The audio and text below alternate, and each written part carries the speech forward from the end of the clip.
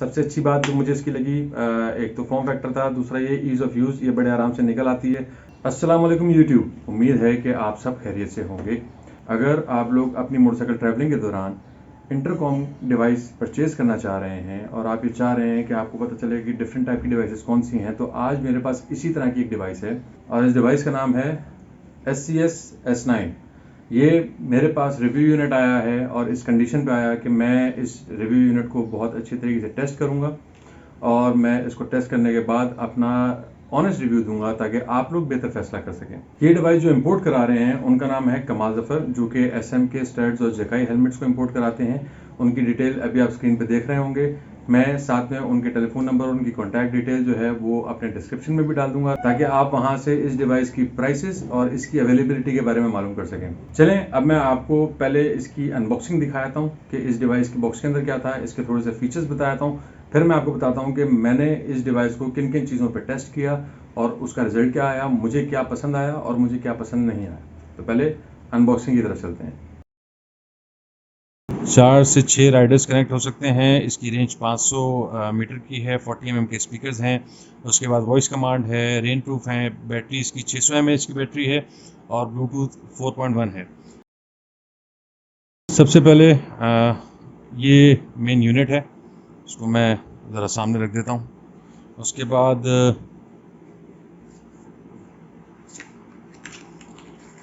इसके अंदर से जो है वो आप ये देख सकते हैं कि इसका मैनुअल है, ये इसका वारंटी कार्ड है।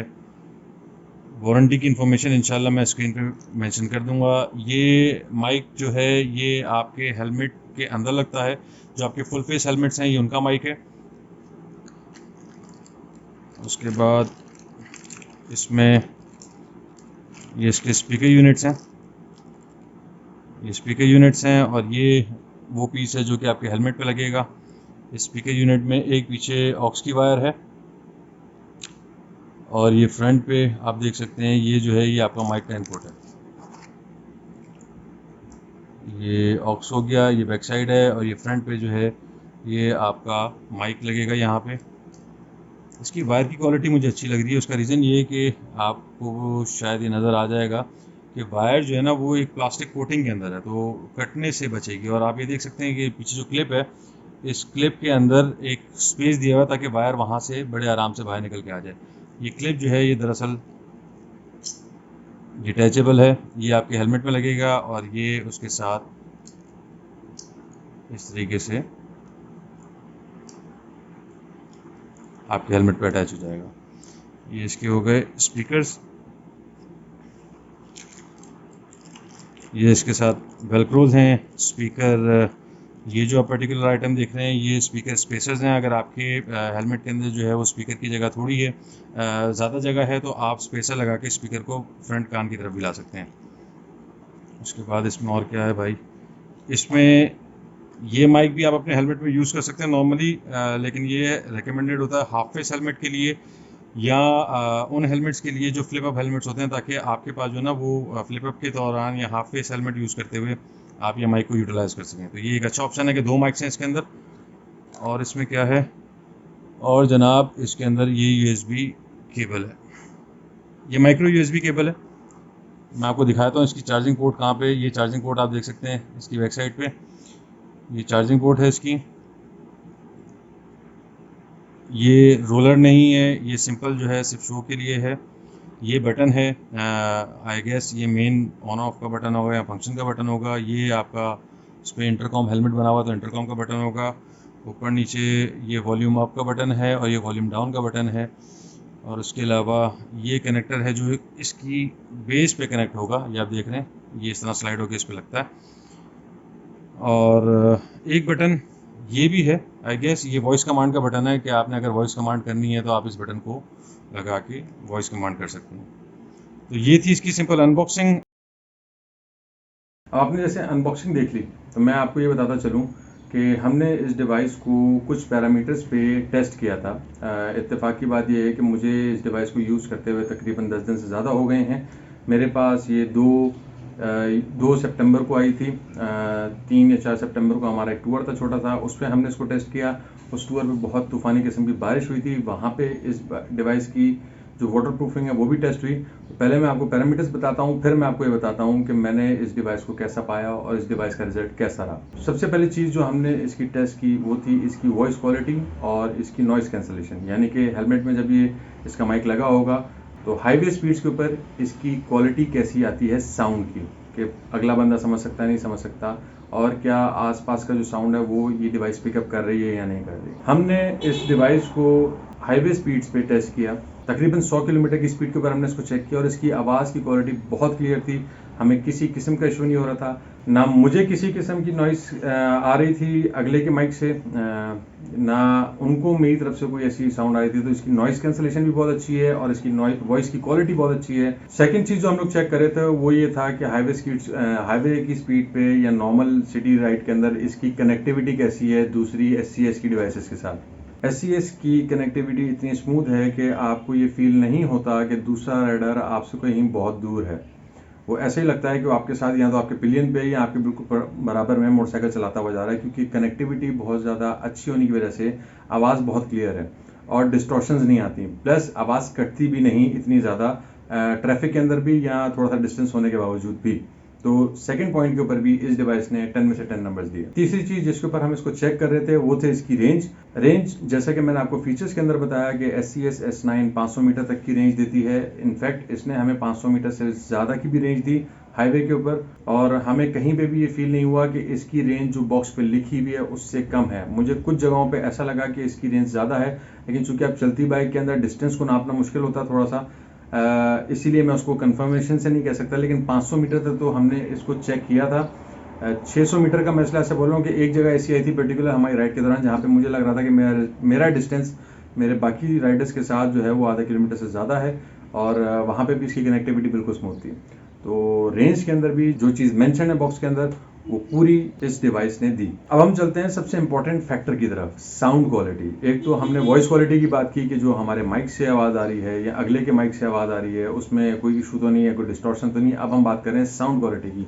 तो साउंड क्वालिटी चूंकि आपने फीचर्स में देखा कि इसके 40 mm के स्पीकर्स हैं, तो sound quality is very good as compare to दूसरे जो हेडसेट्स का मैंने रिव्यू लिया लोगों से या जो मैंने पूछा, जो मेरी रिसर्च रही इंटरकॉम्स के ऊपर। हाँ, इसके अंदर बेस उतनी नहीं है जितनी होनी चाहिए किसी नॉर्मल हेडफोन के अंदर या किसी ईयरफोन के अंदर, लेकिन इसके ऊपर जब आप कोई गाने चला रहे हैं या कोई म्यूज़िक चला रहे हैं या आप बात कर रहे हैं तो आपका साउंड क्वालिटी बहुत अच्छी है। फुल बेस नहीं मिलेगी आपको, लेकिन आपको इतनी साउंड मिलेगी कि एक बहुत अच्छा आपको साउंड फील आएगा। तो मेरे हिसाब से पॉसिबल है, एक्सेप्टेबल है ये स्पीकर। 40 mm होने के बावजूद बैटरी कंजप्शन इसकी इतनी नहीं है और साउंड भी इसका बुरा नहीं है। अगर बेस बहुत ज़्यादा नहीं है तो साउंड इसका बुरा भी नहीं है। मेरी नज़र में मैं इस स्पीकर को एक्सेप्टेबल करार देता हूँ। मैं इसको यूज़ कर रहा हूँ और मुझे इसमें कोई इशू नहीं आ रहा। अब हम बात करते हैं इसकी बैटरी लाइफ पे। चूँकि मैंने फीचर्स के अंदर ये बताया था कि इसकी बैटरी जो है वो 600 mAh की बैटरी है, तो मेरे लिए ये बड़ा कंसर्न था कि ऐसा ना हो कि दूसरी डिवाइसेस के मुकाबले में जहाँ पे 1000 mAh की बैटरी आती है इसकी बैटरी अंडर परफॉर्म कर रही हो और S9 इस शोबे के अंदर इतना अच्छा परफॉर्म ना कर सके। लेकिन टू माई सरप्राइज मैं पूरा दिन राइड के ऊपर था, सुबह 9 बजे से लेकर रात 8 बजे तक हम इसको यूज़ करते रहे हैं उस पर्टिकुलर सैटरडे को, और उसके बाद मैं तकरीबन मज़ीद 6 से 7 दिन में यूज़ करता रहा हूँ और इस डिवाइस की बैटरी को दोबारा चार्ज करने की ज़रूरत नहीं पड़ी। सिर्फ एक चार्ज के ऊपर तकरीबन 7 से 8 दिन मैंने इस डिवाइस को यूज़ किया है। हाँ, उसमें डेली जो मेरी कम्यूटिंग थी उसमें आधे से पौना घंटा मैं यूज़ कर रहा था, लेकिन राइड के ऊपर तकरीबन 8 से 9 घंटे मैंने इसको यूज़ किया। लेकिन इसकी बैटरी परफॉर्मेंस ने मुझे यकीन जाने की सरप्राइज़ किया है। तो बैटरी के शोबे में भी मैं इस डिवाइस को 10 आउट ऑफ 10 नंबर्स दूंगा, क्योंकि इस डिवाइस ने मुझे सरप्राइज़ किया। मैं नहीं एक्सपेक्ट कर रहा था कि इतनी अच्छी बैटरी लाइफ इस डिवाइस की मिलेगी। आखिरी चीज़ जो हमारे लिए सबसे इंपॉर्टेंट थी, या आप कह लें कि मेरे लिए इंपॉर्टेंट थी, वो ये था कि दूसरी जो SCS नॉन SCS डिवाइसेस हैं जैसे T-Max है, T-Rex है, फ्रीडकॉम है, आपका दूसरी जो डिवाइसेस हैं इनके साथ इसकी कनेक्टिविटी हो जाएगी आराम से या नहीं होगी। तो उसके अंदर भी इस डिवाइस ने हमें सरप्राइज़ किया कि इसने इतनी स्मूथ कनेक्टिविटी दी, वॉइस क्लैरिटी बहुत अच्छी थी, क्रॉस प्लेटफॉर्म पे भी। तो वहाँ पे भी मैं ये बोलूँगा कि इस डिवाइस ने 10 में से 10 नंबर लिए। ये तो मैंने आप लोगों को बता दिया कि ये डिवाइसेस को चेक करने के लिए हमने जो पैरामीटर्स रखे थे वो पैरामीटर्स क्या थे और उस पर इस डिवाइस ने कैसा परफॉर्म किया। ये हमारे टेस्ट थे, हमने इनको अपने तरीके से, अपने हिसाब से, अपने यूज़ के हिसाब से चेक करना था वहाँ पे इस डिवाइस ने बहुत अच्छा परफॉर्म किया। अब मैं आपको ये बताता हूँ कि मुझे इस डिवाइस में क्या पसंद आया और क्या पसंद नहीं आया। बेसिक जो चीज़ है, या आप ये कह लें कि जो यूज़र रिव्यू है, वो यही चीज़ है कि मेरी लाइकिंग और डिसलाइकिंग क्या है इस डिवाइस के बारे में। सबसे पहली चीज़ जो मैं आपको बताना चाहूँ इस डिवाइस की SCS S9 की, वो ये है कि इसका फॉर्म फैक्टर। आप मेरे हेलमेट पे इस डिवाइस को देख सकते हैं। ये डिवाइस लगी हुई है, बिल्कुल स्लीक सी है, इतना ज़्यादा इसका वो साइज़ नहीं है जैसे कि आपको T-Max या T-Rex का दिखता है। मैं कंपेयर नहीं कर रहा, लेकिन मैं ये बता रहा हूँ कि मेरा यूज़र एक्सपीरियंस इस डिवाइस के साथ कैसा रहा, इसके फॉर्म फैक्टर की वजह से। ये बहुत लाइट वेट डिवाइस है। सबसे अच्छी बात जो मुझे इसकी लगी, एक तो फॉर्म फैक्टर था, दूसरा ये ईज़ ऑफ यूज़, ये बड़े आराम से निकल आती है। मैं सिंगल हैंडेडली इसको निकाल सकता हूँ। ये इसकी बेस प्लेट लगी हुई है, जैसा कि आपने अनबॉक्सिंग के अंदर देखा होगा। उस बेस प्लेट पे ये स्लाइड होके बड़े आराम से लग जाती है। तो फॉर्म फैक्टर मेरे लिए नंबर 1 था। सेकेंड चीज़ जो मुझे पसंद आई वो ये था कि इसके अंदर 2 सेपरेट बटन हैं। एक इंटरकॉम का बटन अलग है, एक इसका जो फंक्शन का बटन है ये अलग है। इससे होता ये है कि पेयरिंग और सर्चिंग के मोड दोनों के डिफरेंट हैं।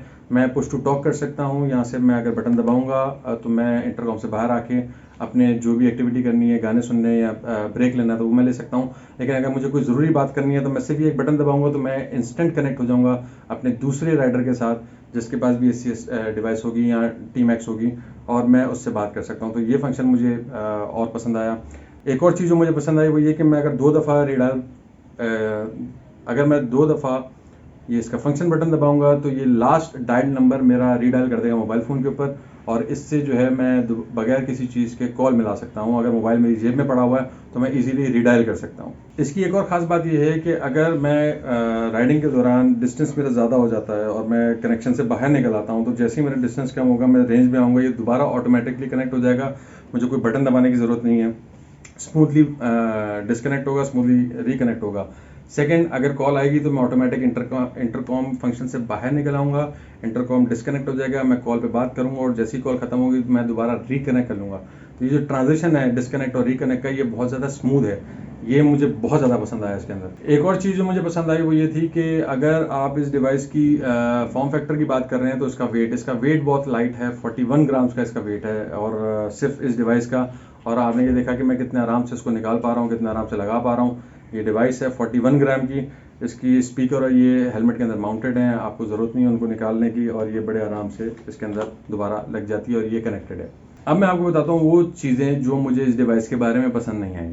सबसे पहली चीज़ ये कि मेरी डिवाइस जब मोबाइल से कनेक्टेड है तो इसके अंदर जो परसेंटेज है बैटरी की वो मैं नहीं देख सकता। ये पता नहीं क्या इशू है।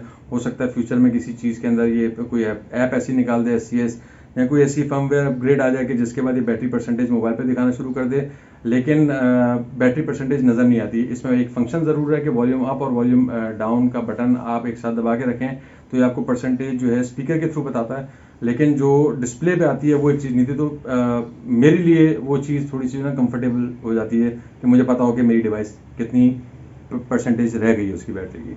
तो ये वो चीज़ें थी जो मुझे पसंद आई और मुझे पसंद नहीं आई। इस डिवाइस की प्राइस है 11,500 रुपये इस वक्त। मैं दोबारा आपको बता दूं कि कमाल जफर साहब जो कि SM के स्टड्स और JKI के इंपोर्टर हैं पाकिस्तान के अंदर, उन्होंने ही ये डिवाइसेस इंपोर्ट की हैं और उनकी कॉन्टैक्ट डिटेल्स मैं अपने डिस्क्रिप्शन में डाल रहा हूँ। आप अगर इस डिवाइस के लिए इंटरेस्टेड हैं तो काइंडली डिस्क्रिप्शन में जाके उनकी डिटेल्स निकाल के उनसे रब्ता कर सकें, ताकि आपको डिवाइस की अवेलेबिलिटी का पता चल सके और ये डिवाइस आप उनसे बाय कर सकें। अगर आपको मेरी ये वीडियो पसंद आई है तो प्लीज़ मुझे फीडबैक ज़रूर दीजिएगा कमेंट करके, और इंशाल्लाह आप लोगों से अगली वीडियो में मुलाकात होगी। अपना बहुत सारा ख्याल रखिएगा। अस्सलाम वालेकुम। अगर आप Honda CB150 के बारे में ऑयल के लिए परेशान हैं तो आप मेरी ये वाली वीडियो देखें, आपका ऑयल वाला मसला हल हो जाएगा।